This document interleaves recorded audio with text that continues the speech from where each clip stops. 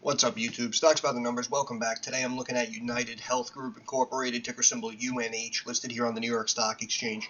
This is a more expensive company because obviously they have been rocking and rolling over the years. This is a max chart, and you can see that this is hands down one of the better performing stocks that you can find.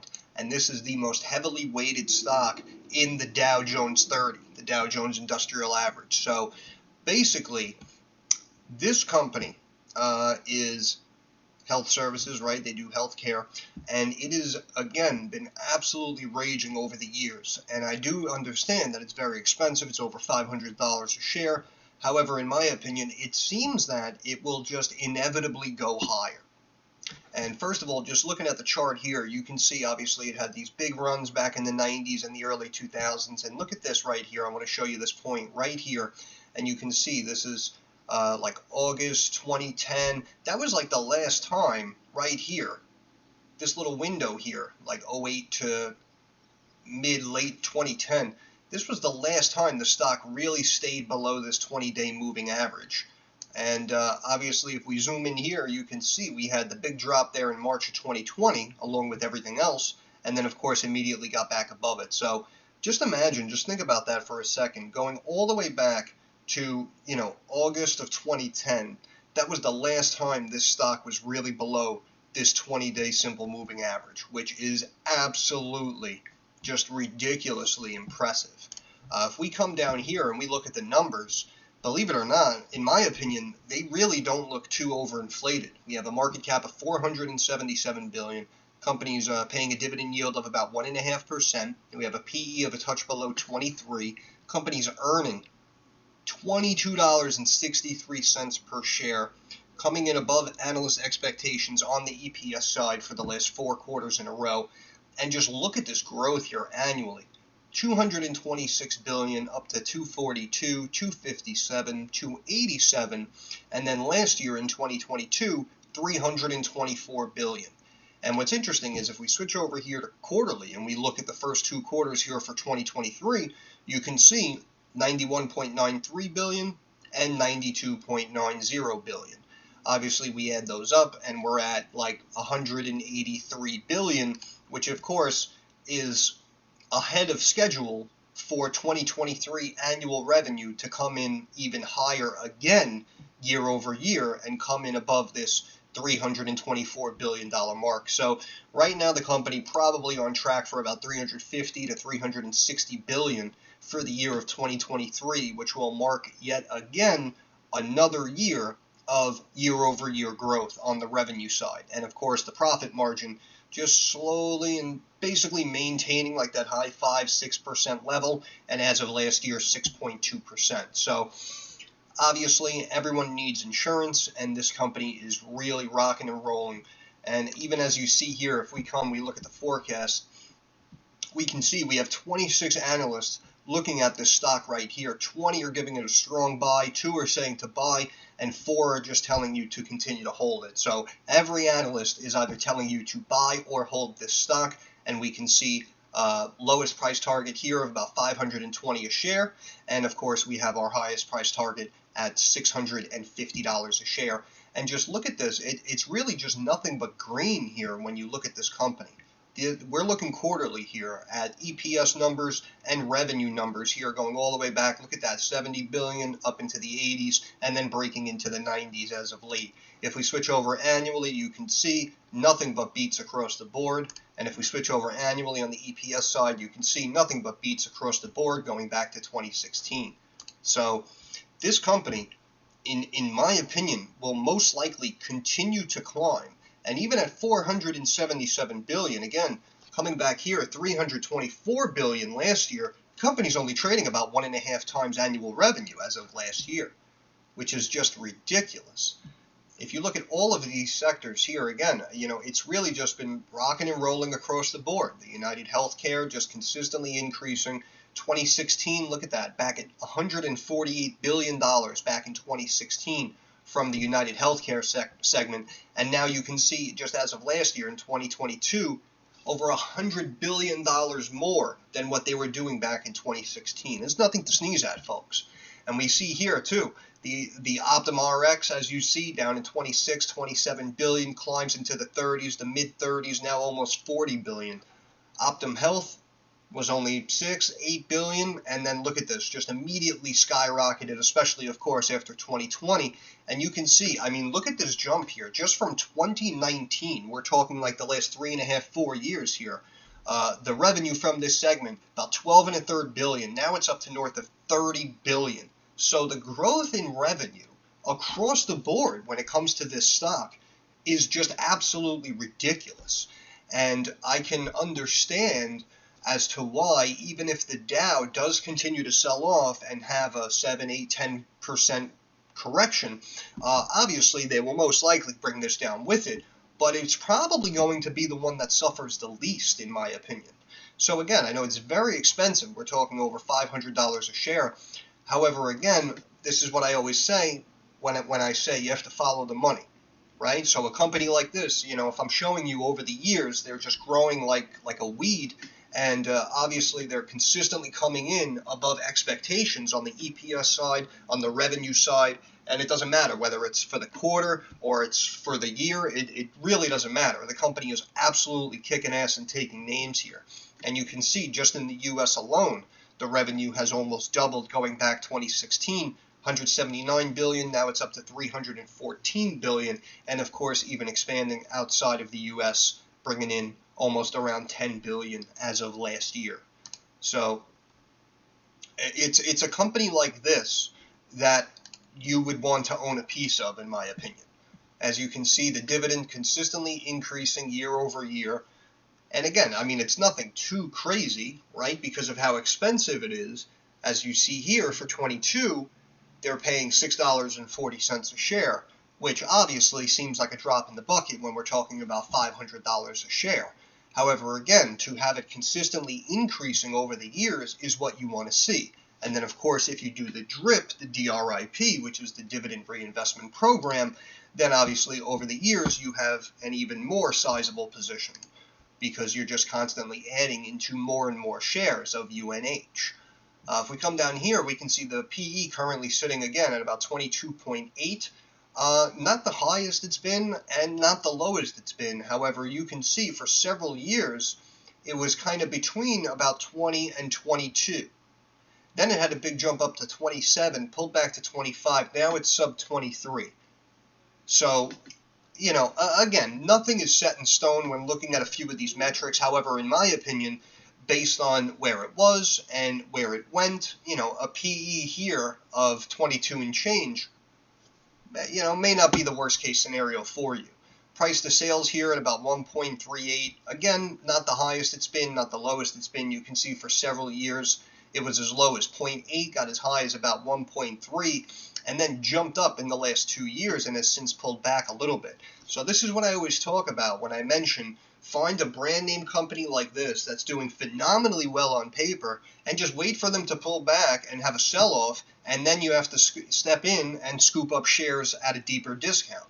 It's basically the Buffett method. And if we look at all of these companies, whether it's Nike, Coca-Cola, UnitedHealth Group, it's all the same scenario. If we know they're good companies and we see them climbing over the years, we simply wait for the pullback, we wait for the sell-off, and then we start to piece ourselves in for the longer term. Looking at the price to book, you can see it's about 5 3/4 times book value. Again, not the lowest it's been, was right around 4, and got up to about 5 over the course of these 5 years. Then it had a big pop, and you can see it was trading about 6 1/3, 6.5 times book, and now it's trading sub 6 times book value. So this is why, again, is it the deepest and largest discount? No, of course not. However, at the same time, if I tell you, in 3-6 months, I'm sure the stock will probably be up to, 550, 565, 572 a share, obviously you're not going to mind stepping in here, even though it's expensive, because you have a very, very high probability, in my opinion, that the stock is going to increase in value over time, as it's been doing over the decades. A lot of these numbers look pretty healthy here. The return on assets, again, not the highest it's been, was 8.3, was 8.6. Now it's sitting here at 8.27, but still, much higher than where it was several years ago. The return on equity is the highest it's been, going all the way back to 2016, as you see here. And same thing with the return on invested capital as well. So this is why the company really has a lot of fundamentals in its favor. And of course, at any time we can say, well, if everything comes crashing down, then something like this is going to come down as well. Absolutely.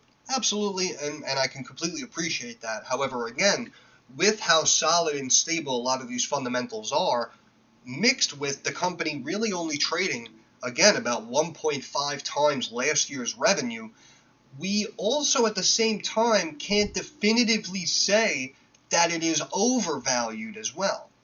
So in my opinion, you may potentially even say that this company is fair valued. But again, that's just my opinion. Obviously, if you have a different slant, a different view on UnitedHealth, let us know down in the comments section. But you can see here the operating margin as well at 8.67. Again, it was slightly higher here in the 8.7s as of late, but before that, it was maintaining like that 7.5 mark, and even got to the low 8s. So here, up at 8.67, heading in the right direction. The net margin percentage, as you see, was sub 4, and then was really bouncing between 5 and 6 for several years. As of last year, got up to 6.2, right here, 5.89.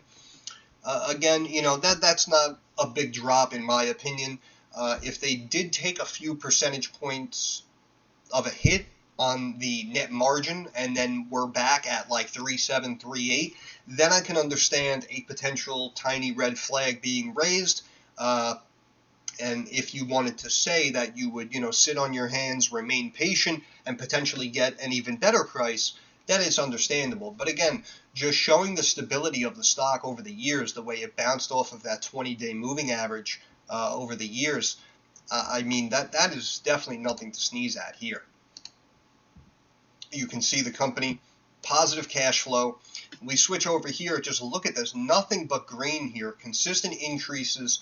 Of course, the liabilities going up with the assets as well. However, assets are outweighing liabilities, and again, assets minus liabilities yields us equity, and of course, we have positive equity, and the company having about $60 billion in debt, and we can see the book value down to about 88. Well, I'm on quarterly here. Let me switch over. Annually. Yeah, okay, so annually you can see book value per share here of 83.27. So that may seem like a big difference, but again, not the highest multiple that we've seen. We have seen other companies that have not had the stability in the fundamentals like UnitedHealth has, and they're trading, 14, 18 times book value. So this stock here trading like 6, 7 times book value, not the worst overextension, if you will, that we've ever seen. Just consistent greens across the board. The revenue obviously consistently increasing. Operating expenses, of course, have been going up as well. However, the company still remains positive on the operating income side. As you see, consistently increasing year over year. And of course, their income going up as well. Net income going up. It's just nothing but green here when we talk about this stock. And that's why, as much as you personally may not appreciate a, health insurance company or, the whole sector itself, I can appreciate where you're coming from. But again, like I always say, you have to follow the money.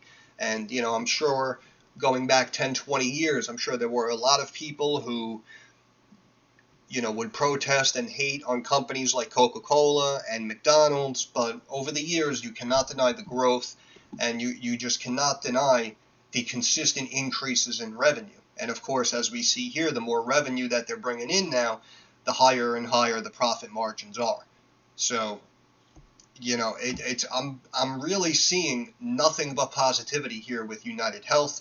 And again, you can see for 2023, estimates of $367.69 billion, and we added up the 2 quarters before, right, for 2023, $91.93 billion, $92.9 billion. So again, adding those up, it's like $183 billion, which is actually right in line.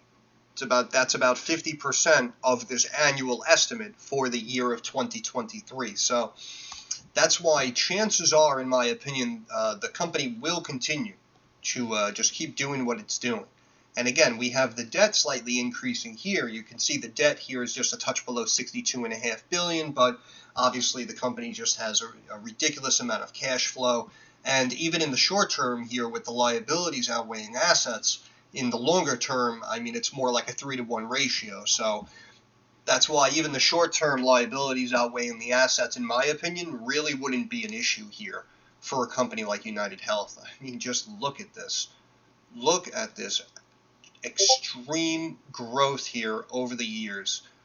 And of course, during 2020, if the lockdowns didn't happen, this candle here wouldn't even be here, and the stock would most likely stay above the 20-day moving average like it did 10, 12 years straight before that. So a lot of positivity surrounding something like UnitedHealth, but of course I understand why this may not be, everyone's cup of tea. Again, we're talking about a stock that is now over $500 a share, so sometimes the average person isn't looking for a situation like this. However, leaning back more towards your longer-term portfolio side, adding to a position like this over the years, as you see, would have worked out well. And I still say, in my opinion, that it's probably going to continue its growth and its value here.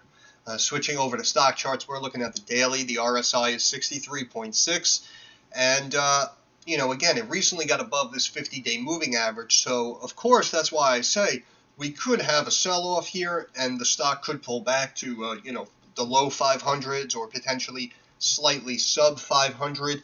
So you could possibly, for the quote-unquote perfect entry, you could possibly save yourself a couple of bucks a share here.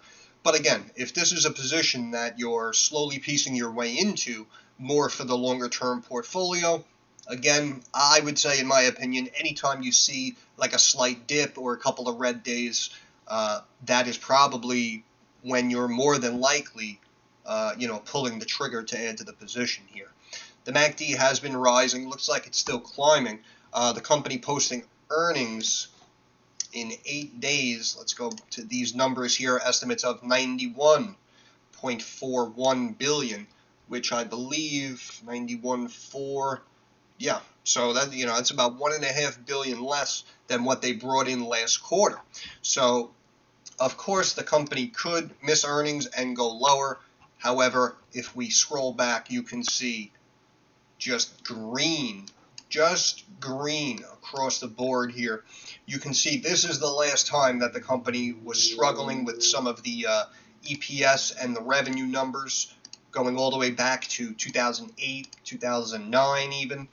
That's really the last time, again, in my opinion anyway, looking at these earnings numbers, this is really the last time that the company struggled, was all the way back in 2009. And since then has absolutely been on a tear, nothing but green along the bottom, doing even better than a company like American Express that I looked at in the past. And I remember going back and counting, and I know American Express was like 21 of the last 25 quarters or something. This was a while back, though, when I made the video on American Express. But, I spoke about the stability in the earnings, and those are the types of companies that you want to look for. And obviously, just glancing at the bottom of the screen there, you can tell that something like UnitedHealth is just absolutely rocking and rolling on all cylinders here. But next earnings coming out Friday, October 13th. Estimates of 633 on the EPS side, and again 91.41 billion on the revenue side. Chances are, again, not just to give my opinion, this is really not financial advice, but of course, if I was a betting man, I would probably say there's about a 90-95% chance that the company is going to beat these earnings and slightly climb up into the 520s and the 530s after that news. Of course, a situation like this, again, we would love for it to take a big hit, and instead of buying at $5.15 a share, we'd love to buy at like $4.15 a share. But again, you're asking for it. That's a drastic move for a company that is doing this well, posting fundamentals that are this stable and consistent. Looking for something like a 20-25% sell-off, I mean, that is just extreme. And that's why even going back to June and July, when it did have these big drops, and you can see it drop below $450 a share, that's what I mean. When it has those big drops, those are going to be your opportunities to step in and buy the company at a discount. Just expecting it to have a pullback like the average other stock is not going to happen, because again, markets are still red across the board here. They were much lower than they are right now. However, these major indices have rebounded in the last couple of hours compared to where they were at about 10 or 11 a.m. this morning. And throughout all of this, you can see that UNH is still green here on the day, even up 1%. So that's more than a flat move to be up 1% while markets are red across the board. So that's what I mean. Even with the Dow coming down and potentially having a correction, if it drops to 32,000, 31.5, 31,000, of course, this could potentially take a haircut for a handful of dollars per share, but you are going to see less of a move than compared with a lot of the other Dow components, something like a McDonald's, which of course is trading at a much, much higher multiple of revenue to market cap when compared with something like UnitedHealth. But the RSI still has room to grow again. Will most likely, in my opinion, probably get up to like that 524, 525 mark. It'll probably continue to slowly climb and remain flat going into those earnings around October 13th, I believe it was. And the MACD, again, still looks like it's slightly climbing there. So I'm really not seeing anything in the shorter term, random ed, that would tell us or indicate to us that we may have a little bit of a pullback, a little bit of a sell-off here. Top Bollinger Band on the weekly is just a touch below $520 a share, and it looks like the MACD has been slowly climbing, and the RSI slowly climbing as well on the weekly, sitting here at only about 58.5. So in my opinion, it does still have room to grow, and again, chances are it will most likely either maintain this level or continue to increase over about the next week going into that next earnings report. If this is something that you were watching, again, what you would be hoping for is some sort of negativity, right? If the company could somehow come in slightly below expectations inside of about the next week, that, in my opinion, would be your entry point. Because even if they come out with negative numbers, and let's just say they miss earnings for the first time in whatever a while, if they decide to really bring this back down into like the 460s and the 450s, you can't play the game of, where's the bottom? Let me try to time the bottom. That, in my opinion, would not be the way to play it. As soon as it breaks and you have it at a discount, in my opinion, you would have to begin to piece your way in.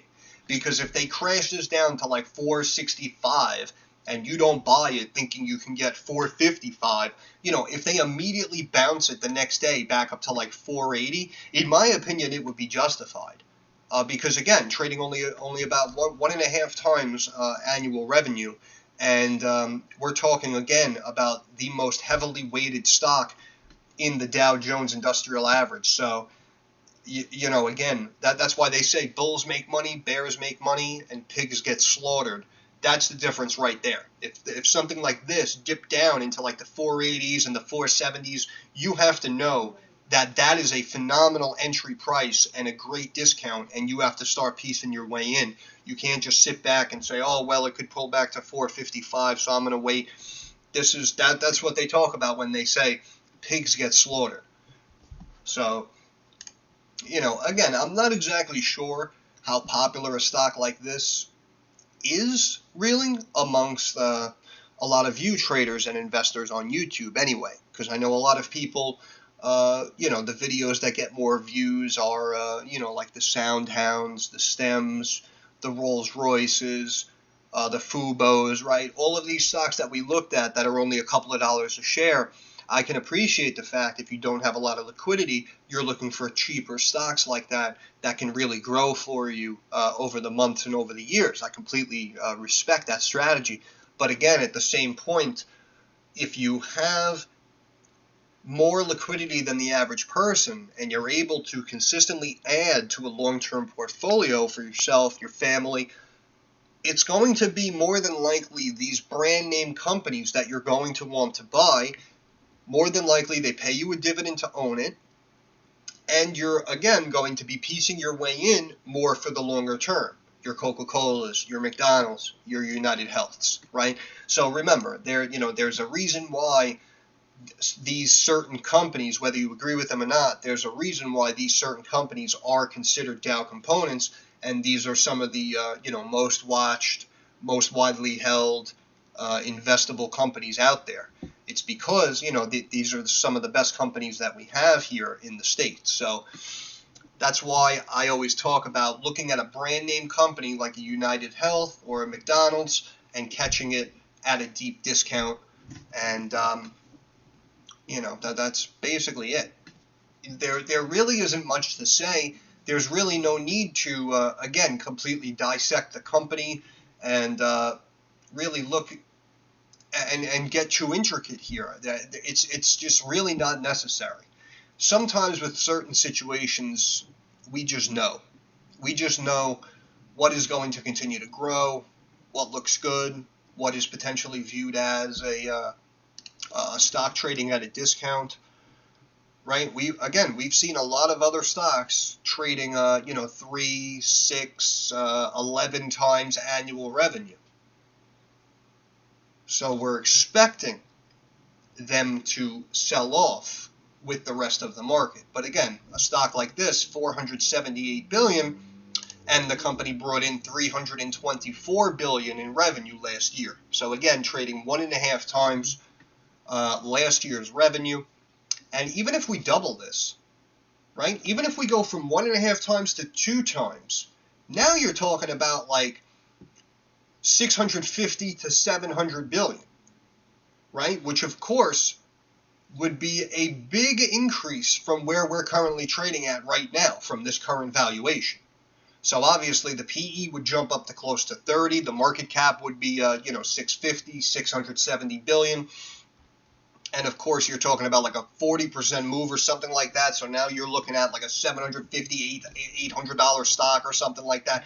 So, and of course, the whole time it would have that growth. It'd be paying you a dividend to own it.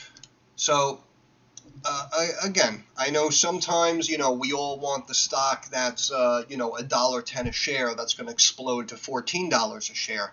And believe me, that is nice. However, when we talk about, again, the security and the supposed stability and long-term growth with certain things like retirement accounts and long-term portfolios, it's situations like this that you're going to be looking for, not necessarily, SoundHound or, Fubo. Those technically are much more speculative than we may want to admit. So that's why, again, I know it may be boring, and I know sometimes if I do a video about like a McDonald's or something, it may not get a lot of views and it may not be very popular. However, again, that really is up to you, whether or not you make it popular, whether or not you feel it's worth your time, energy, and attention. And before I let you go again, just one last time, that is an all chart for UnitedHealth. So, as expensive as it is, might be worth keeping an eye on. And I'm going to end it there. So once again, this is Stocks by the Numbers. I want to thank you guys for stopping by. If you have any questions, comments, or concerns, drop it down in the comments section. I'm usually very quick to reply. Just like everyone on YouTube says, like the video, thumbs up, algorithm, share the video, helps me get more eyes on the channel. Subscribe to the channel. That is our handshake agreement. I'll look at UnitedHealth. I'll look at Coca-Cola. I'll do updates on, SoundHound. I made a couple of calls, of course. I basically say the same thing in every video. Shout out to the people in the Discord. Discord link in the description of every video. And of course, I jumped on and made a couple of option call outs in the Discord. And of course, I was pretty much correct across the board. Same news, different day. So again, if you guys want, you can join the Discord. You can BS a little bit. We can talk about some potential short-term trades and whatnot. I will do all of that for you guys. All I ask, do me a favor. Push the subscribe button. That is how you help me help you. But more importantly, moving forward, like I always say, I understand markets are rocky and volatile and uncertain. So I want to wish everyone success. I hope everyone makes a couple of dollars. Thanks for stopping by, and I'll catch you in the next one.